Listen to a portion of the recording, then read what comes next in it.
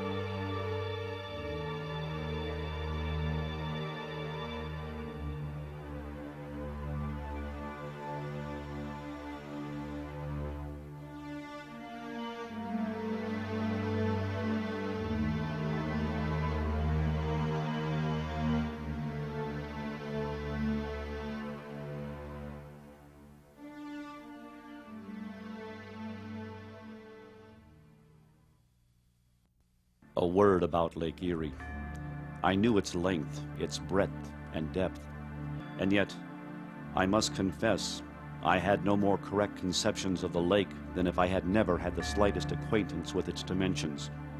All my previous conception of a lake fell so far short of its actual vastness and ocean-like appearance. I wonder what my opinion of lakes will be after I have seen and navigated Huron and Superior. Lake Erie, though considerably smaller than either, is a vast sea, and often more stormy and even dangerous than the ocean itself.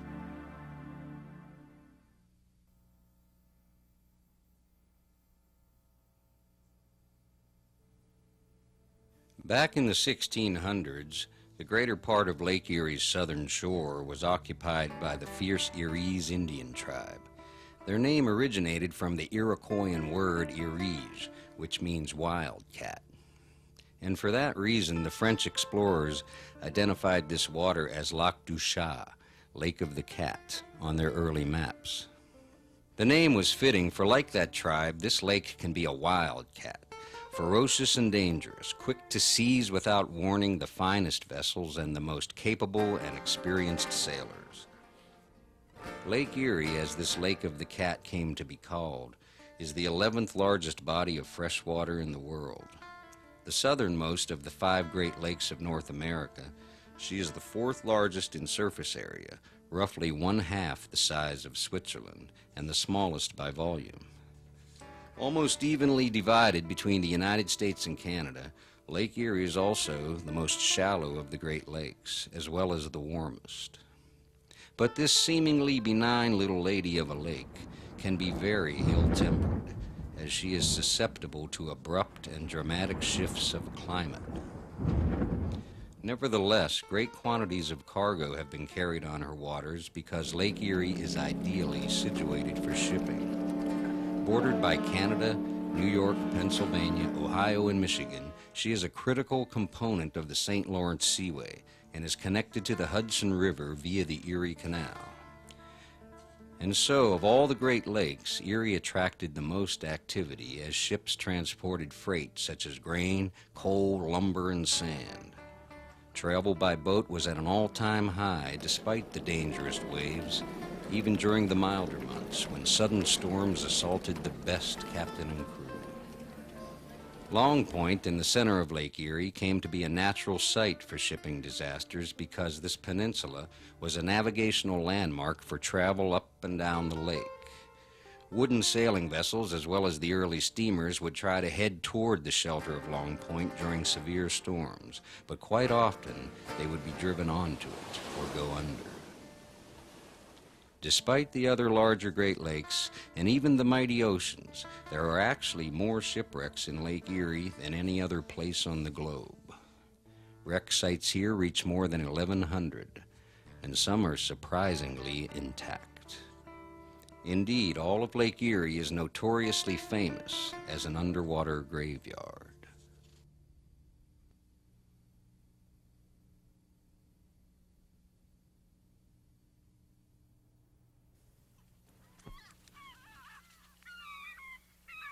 The sunrise is dazzling as the divers and crew do one more inspection of the equipment and supplies. Long before dawn broke this morning, they were making the final revisions and refinements to their plan. For months, everyone had worked to prepare for this journey to the ghostly ships that are resting in the cold and silent depths, counting down the days. Now the day is here.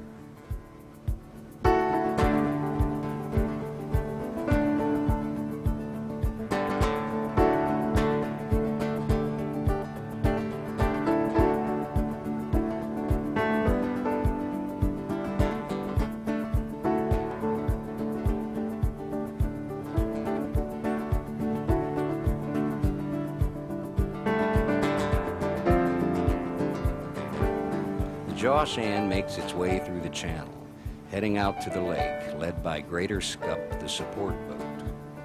Despite the high spirits now that this adventure has at last begun, there are quiet moments as the crew watches the shoreline become smaller and smaller.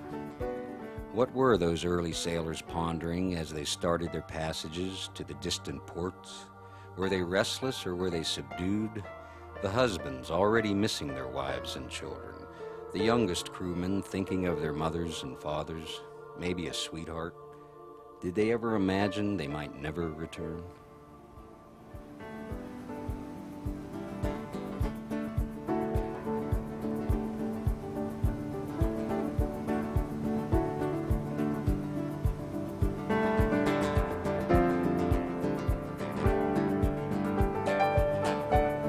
To anyone gazing upon the lake from the Erie coast, these are simply two boats, just more people enjoying the pleasures of cruising the waves on a brilliant summer day. Who would guess that these modern-day sailors are making their way back into time?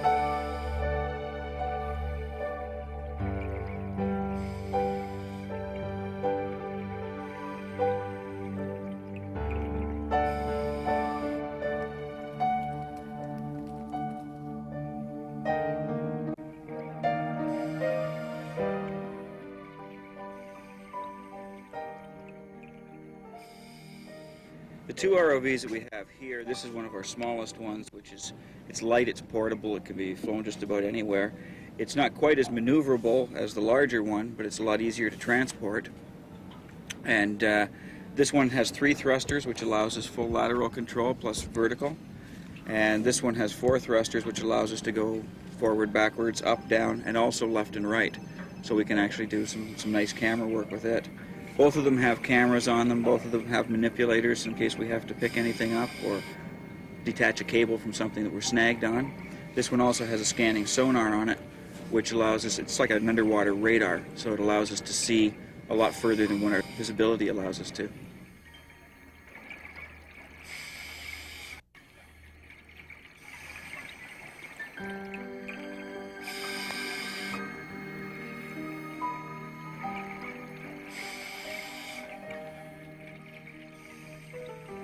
It was late September in 1870. The Indiana was a wooden sailing boat known as a bark, a smaller type of ship with double topsails but only fore and aft sails on the shortest of its 3 masts. At 18 years old, the Indiana was nearing the end of her sailing life when she left Buffalo bound for Cleveland. Her proper name is almost as mysterious as her remains at the bottom of Lake Erie, for the Indiana is popularly known as the Stone Wreck, the lake's most unique and probably most visited wreck. The nickname fits. Carrying a heavy load of paving and flagging stones for use in construction in downtown Cleveland, the Indiana was making her way westward across Lake Erie. The wind and the waves began to rise without warning, so much so that Captain McAdams decided to avoid what was sure to be a terrible storm. His plan was to sail into Port Maitland and the Grand River for shelter. But the Indiana could not get into the river, and so she continued toward Long Point.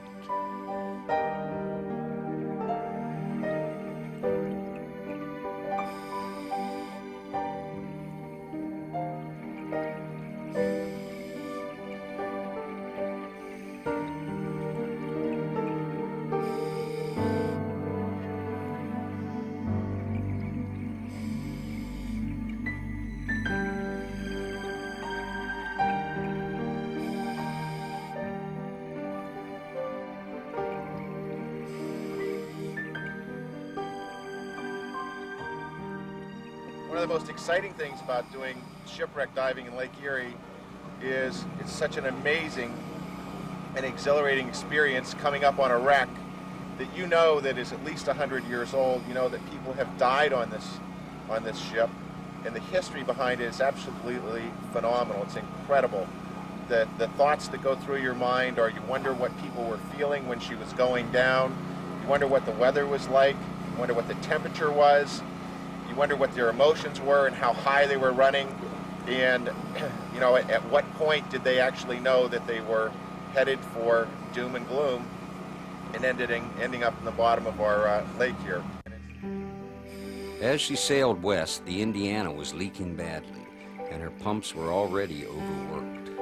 Tacking along the south beaches of Long Point, the Indiana was hit by an immense squall, and the strong northeasterly gale winds forced her toward the middle of the lake, where she was battered by the raging waves. Heaving through the water with her extremely heavy freight, the Indiana began to take on even more water from below. Captain McAdams decided to turn the Indiana downwind and head for Erie rather than risk the bark by continuing west. But several hours later, she was filling quickly with water, and her progress, to say the least, was limited. The ship was almost completely flooded. The men knew the Indiana was doomed. She would literally go down like a rock because of her heavy cargo. Captain McAdams and his crew abandoned ship about 12 miles off Erie.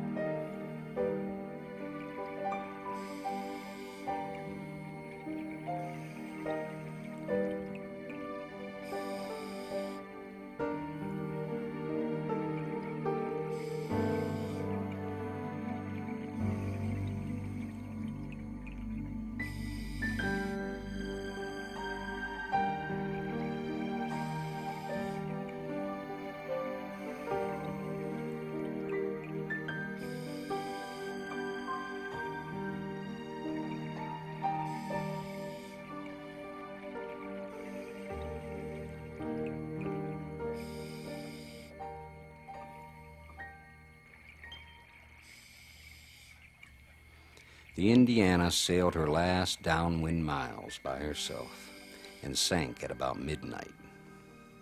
The captain and the crew were lucky. They made it to the Erie shore in their lifeboat. But other sailors were not as fortunate.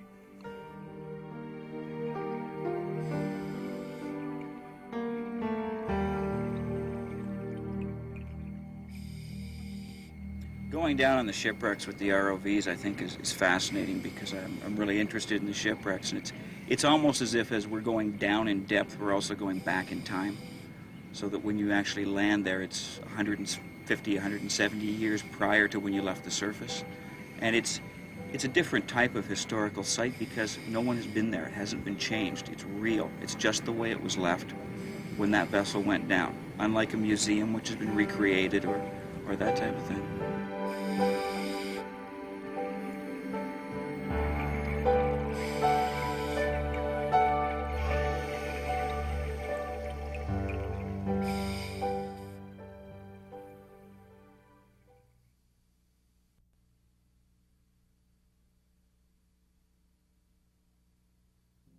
It was Friday, the 13th of all days, when the Dean Richmond left Toledo in October 1893.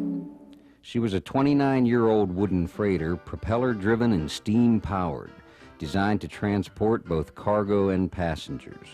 At 238 feet long, the Dean Richmond was the largest package freighter sailing the Great Lakes when she was built in 1864. Despite the superstition and the vessel's reputation for being accident-prone, Captain George Stoddart set sail for Buffalo with a load of meal, flour, and what is believed to be either zinc, copper, or lead ingots. Newspaper reports indicate that she was seen off Erie, Pennsylvania, struggling mightily against the violent weather. One of her smokestacks was gone. On Saturday the 14th, at just about twilight, the Dean Richmond was sighted again, this time by an upbound schooner, the Helen. Both smokestacks were now missing. The weather was worsening as the crew of the Helen watched helplessly. The lake was just too treacherous. No rescue attempt could be made. Sunday morning, October 15, pieces of wreckage and bodies from the Dean Richmond had washed ashore for miles near Dunkirk, New York. Some of the crew did reach land, but were pummeled to death by the pounding of the waves on the rocky shore. Newspapers reported that some might have survived if only the shore had been sandy. A lookout on the ship, E. Wheeler, apparently did survive the waves and the rocks. He was found about 2 miles west of Dunkirk, a bit inland, and dead. It is believed that he came ashore and removed his life jacket only to succumb to exposure or exhaustion. Wheeler was in his early 20s when he perished on the stormy Lake Erie shore. Captain Stoddart's body was found floating near Silver Creek, about 8 miles east of Dunkirk, and the body of the first mate, Walter Goodyear, washed ashore. Both men were carrying watches, and each was frozen at the same time, 12:20. It is believed that it was 20 past midnight when the men took to the water. Death became their destiny.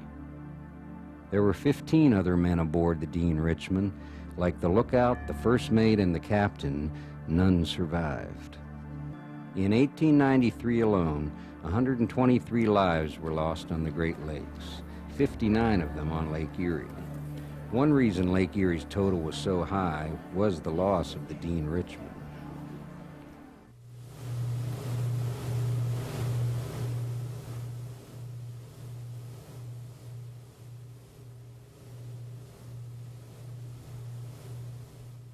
The crew of the Josh Ann makes its way to the site of the second wreck. Other explorers from the Lake Erie Wreck Preservation Society have been here before. They have left this buoy to mark the spot. Quick check of the radar screen verifies that this float does indeed mark the Dean Richmond.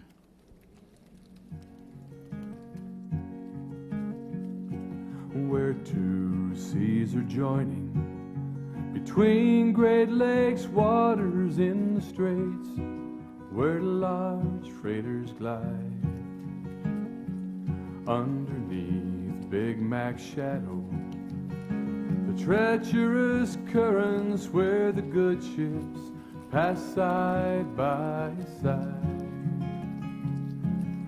Beneath these blue seas, in the sight of each shoreline, through narrows where the carriers are bound, are the graves of brave sailors, from high sails to freighters, here where the Cedarville went down. It was one cold May morning, just after sunrise, when two ships converged in the stream. The ROV descends once again and a crewman lets out more line. It is 100 feet down to the hull of the completely upside down Dean Richmond. Appeared like a dream. They tried hard to save her and stood by their stations. The Cedarville made for the shore. No captain released them, so the crew rowed her over until they could ride her no more. Her whistles are silent. Shipwrecks are important to us because they offer us a window into our past, a cultural history of the past.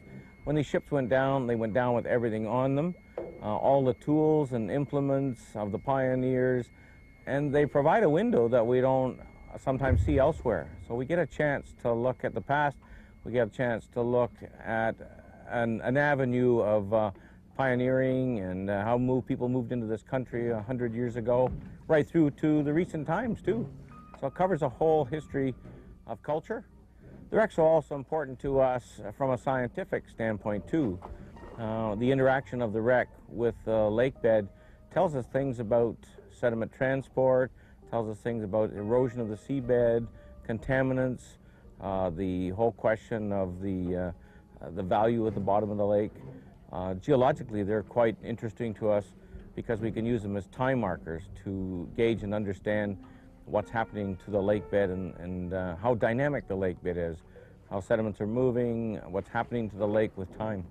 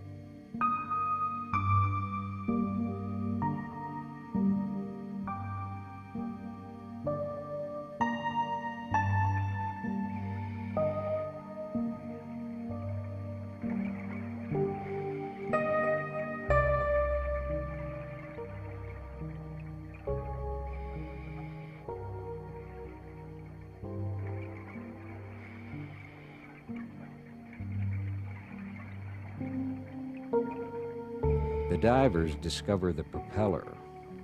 Even a tall adult man is dwarfed by the massive propeller and the rudder, which were needed by the Dean Richmond. Encrusted with zebra mussels, the propeller itself looks like some monstrous and mysterious sea creature. It has now slumbered here for over 100 years.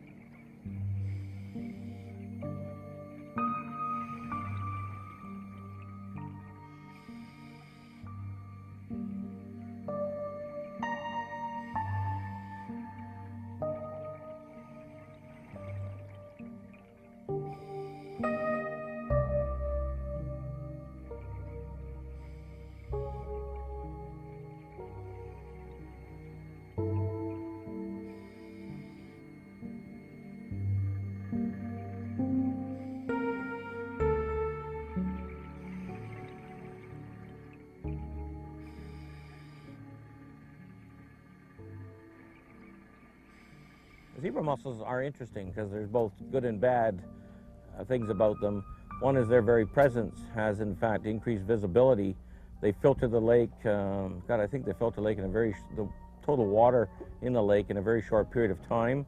And as a consequence, the lake's cleaned up considerably. So visibility is incredible now for diving on wrecks. 10 years ago, it was very difficult to see a couple of feet. Now we can see anywhere from 10 to 30 feet in diving. So that's a big difference.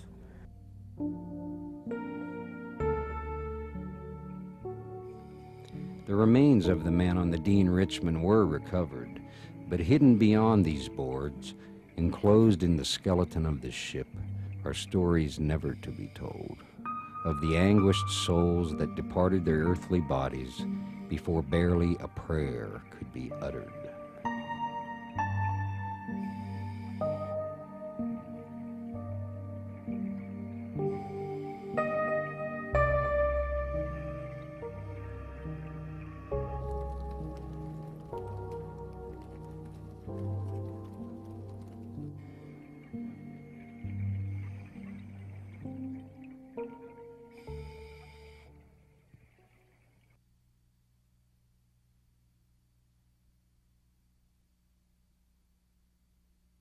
And slowly but surely, we started to accumulate information. In addition to the fact that it was two-masted, was 120 feet long, we began to get enough evidence. And eventually, one of the divers going down was able to get the tonnage stamped on the hold, and comparing it to manifests from the last century, the tonnage was kind of unique. And between that, plus the cargo and the patents on the steering gear and helm, we're able to determine that it was the St. James.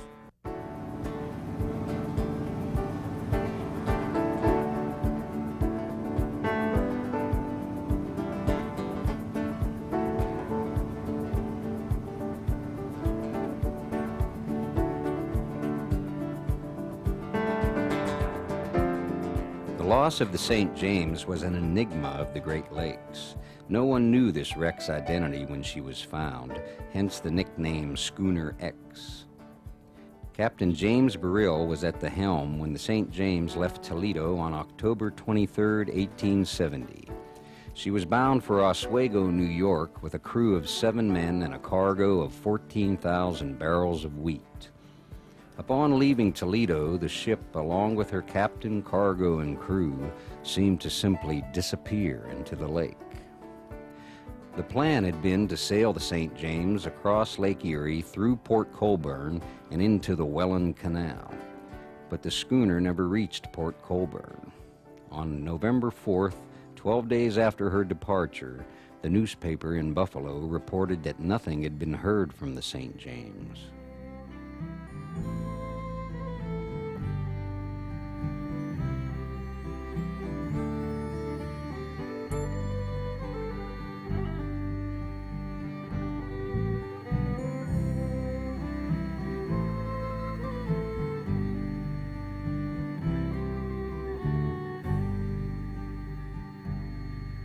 My hands aren't as strong as they were years before, when I pulled the longboat away from the shore. In the gale's awful fury, we braved it alone to rescue lost sailors and bring 'em back home.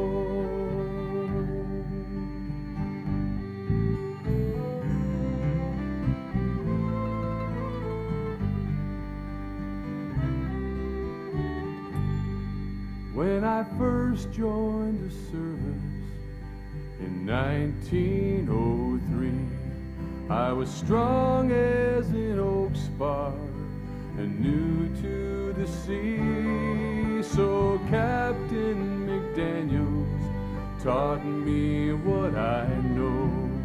You row hard to the wind, son, or she'll take you below.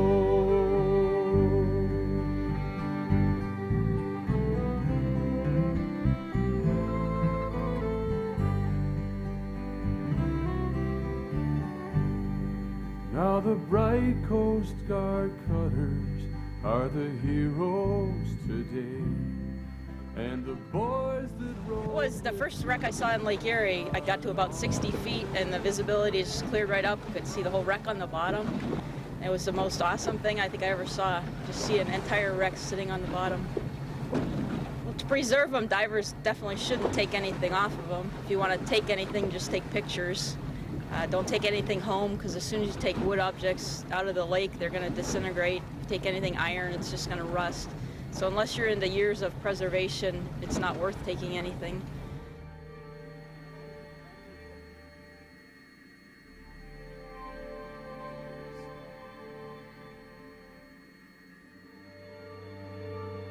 The chronicles of Lake Erie shipping are full of stories of ships that foundered in the notorious storms of late autumn. Perhaps the St. James went down in such a storm. Maybe there was a sizable leak that her crew of only 7 could not expediently repair. Possibly she collided with another vessel on this heavily traveled lake. For over 100 years, no one was able to answer these questions.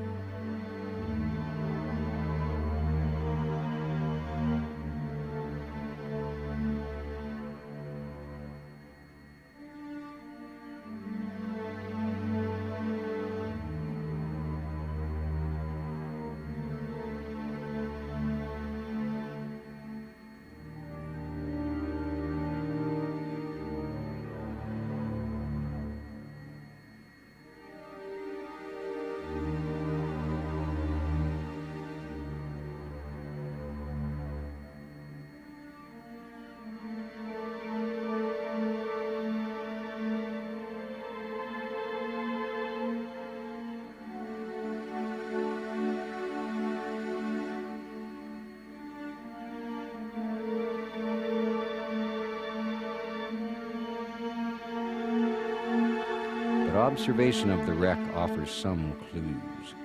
It does not seem likely that she was involved in a collision, as there is no significant damage to the ship. The St. James appears to have been under full sail when she sank, indicating fair weather. She would not have been under full sail in a storm. It is believed that she simply sprung a leak.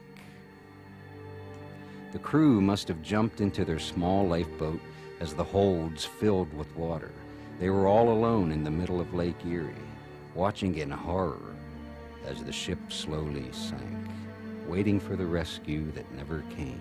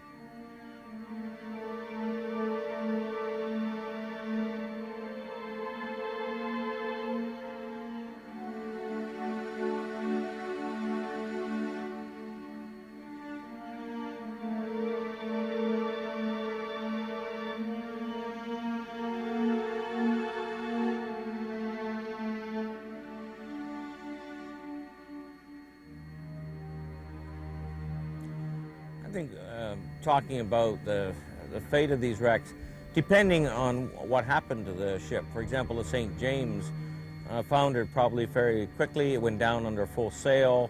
The dory, the lifeboat off the stern, was missing. They might have got out, but none of them got to shore. So the ship went down very quickly, sailed still, and other ships took longer, much longer to sink. So depending on what the ship hit, or how it sprung a leak and how fast it went down, either way it's a tragedy. It's just a question of how fast the tragedy occurred.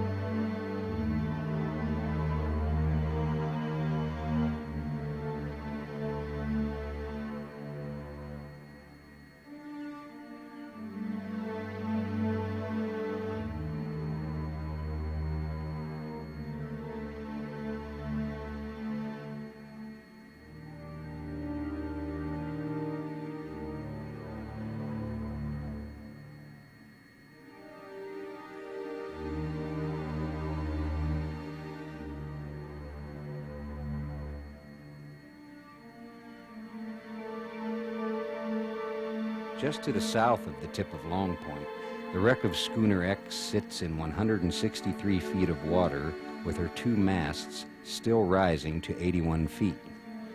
The ship's anchors are in place with her rigging, bow chains, and deadeyes still there. The figurehead keeps silent watch over these remnants of the St. James, waiting for her vanished crew.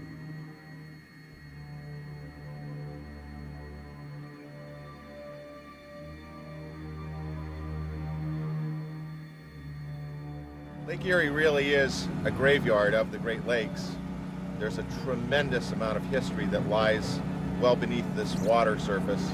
It's something for all of us to enjoy for many, many years, and lots of history still to be learned down there. So hopefully with the Wreck Preservation Society, we'll be able to glean some more information for the wrecks that have not been found and some more information about the wrecks that are currently down there for years to come.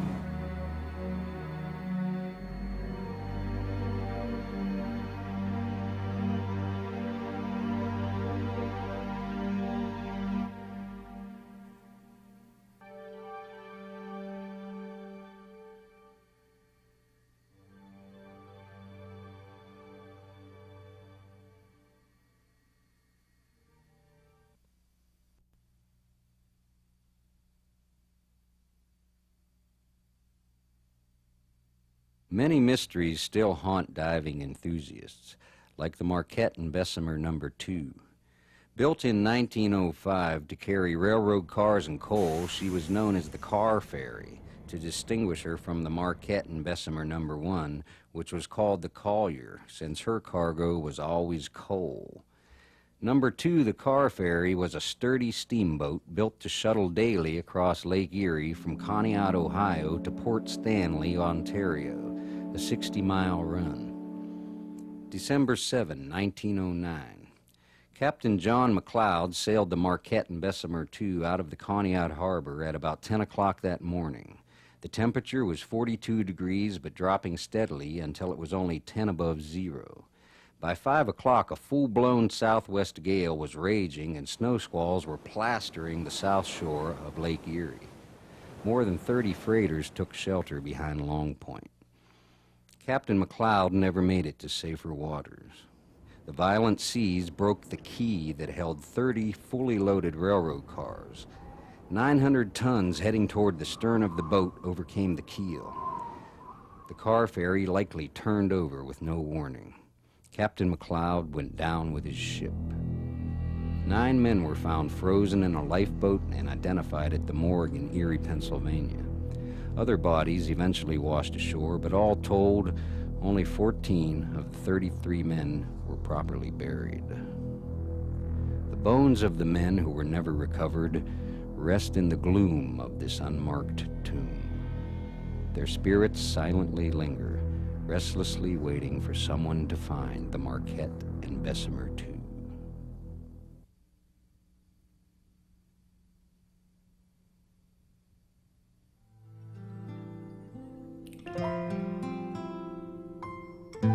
Over the years, I've been on the lake quite a bit myself. With my grandfather on the lake freighters, I worked summers with my father on the fish tugs, and you gain a lot of respect for the lake. Lake Erie, being the shallowest, blows up the quickest, and it's a very, very violent lake. It has no mercy on anybody. And over the course of the years, I've lost some friends on fish tugs. An 80-foot boat went down in 30 feet of water 10 or 12 years ago, and it just took their lives within seconds.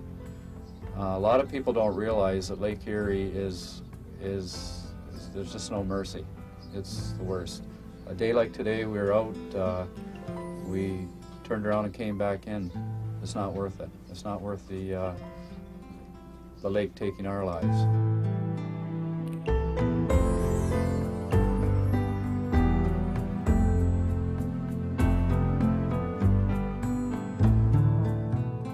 I think one of the sensitive issues today is the fate of these shipwrecks once they're found. And I think it's really important both from the archaeological, cultural perspective, right through the scientific perspective. It's important, for example, on the St. James, when we were trying to understand how sediment moved across the lake bed. Well, as soon as divers start diving on, disturbing it and moving it around, it no longer becomes a time marker because it's been the sediments have been disturbed by the divers. That's the science side. On the cultural side, if you start removing artifacts, our whole history starts disappearing into people's living rooms and garages and then gets forgotten. I think it's quite important for our future and future generations, and that in fact we keep these wrecks intact, we keep them for our children. So even our own interests and passing on our interests to our kids. But I also think it's really important from the cultural side. We don't know the value of some things today, and by leaving it intact and in place for the decades to come, something might become quite important to us in 20 years that we aren't really aware of now.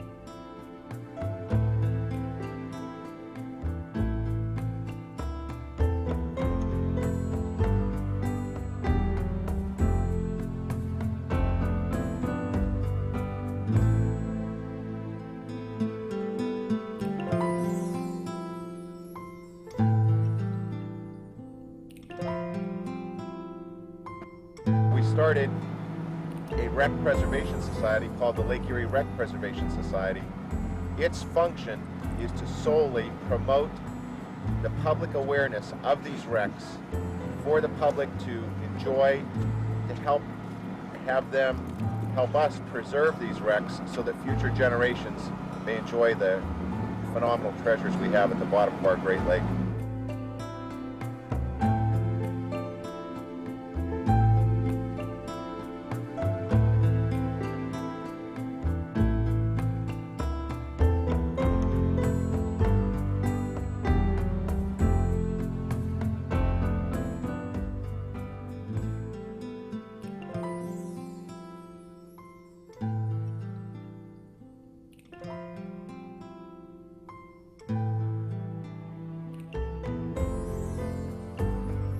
You have to have great respect for the lake and your boat and the people you work with. We spent this past week on the lake and you know, trying to get some good footage and portray a picture to the viewer. But ultimately, everyone's safety is I guess all of our responsibility. And there's no job that's worth it. At the end of the day, we all come in safe and sound, and we remain friends, and that's the camaraderie, and that's what's important, and that's I guess the part of the story is that many people lost their lives on Lake Erie, and hopefully we can avoid it so we don't become the next wreck that someone will be out looking for us someday.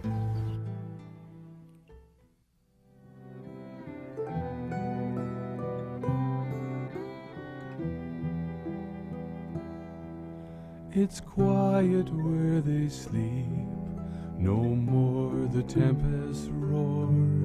It's quiet where they sleep, upon Lake Erie's floor. Lost underneath this black cold wave, what a fitting stone for a sailor's grave, where pilot house glass has a deathly gaze, and it's quiet where they sleep.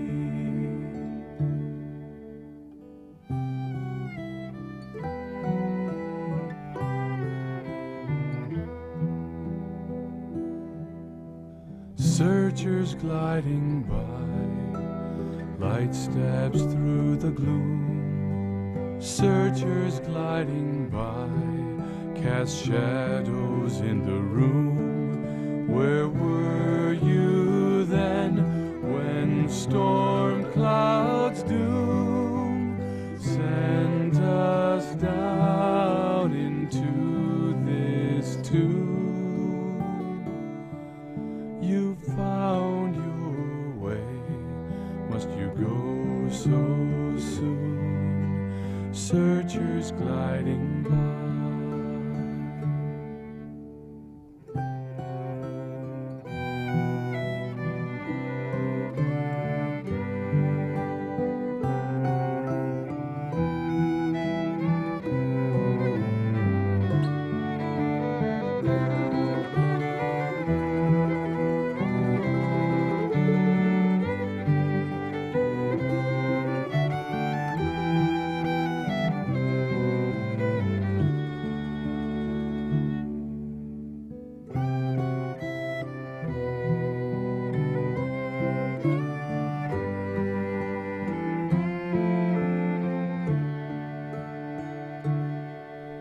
It's quiet where they sleep, no more the tempests roar. It's quiet where they sleep, upon Lake Erie's floor.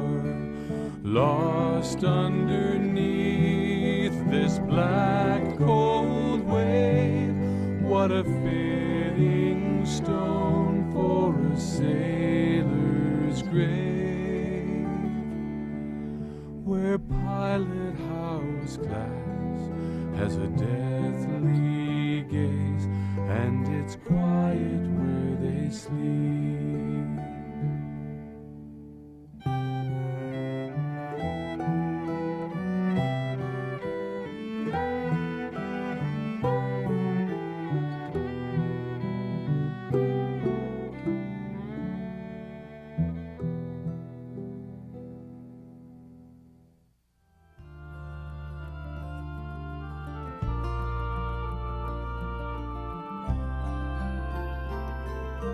Great Lakes are a diamond on the hand of North America, brightly shining jewel on the friendship bordering.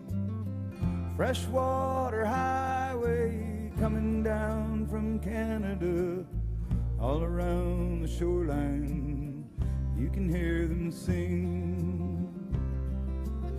Sweet Mother Michigan, Father Superior, coming down from Mackinac and Sault Ste. Marie. Blue water Huron flow down to Lake Erie. down to Ontario, run on out to sea. Hardy are the seamen on the ships that load the iron ore, sailing out of Thunder Bay and bound. To find out more about Lake Erie shipwrecks, log on to WQLN.org. Funding for Underwater Graveyard was made possible by a grant from the Pennsylvania Public Television Network and by the Engage IT family of companies providing technology consulting from web pages to infrastructure development to internet application. Engage IT is your solution. Engage IT, Erie Online, and Erie Computer, proud to support public broadcasting. And by contributions to this public television station from viewers like you. Thank you. To purchase a copy of Underwater Graveyard, send check or money order for $19.95 plus $4.95 shipping and handling to WQLN Production Department, 8425 Peach Street, Erie, Pennsylvania 16509. For credit card orders, call 1-800-727-8854.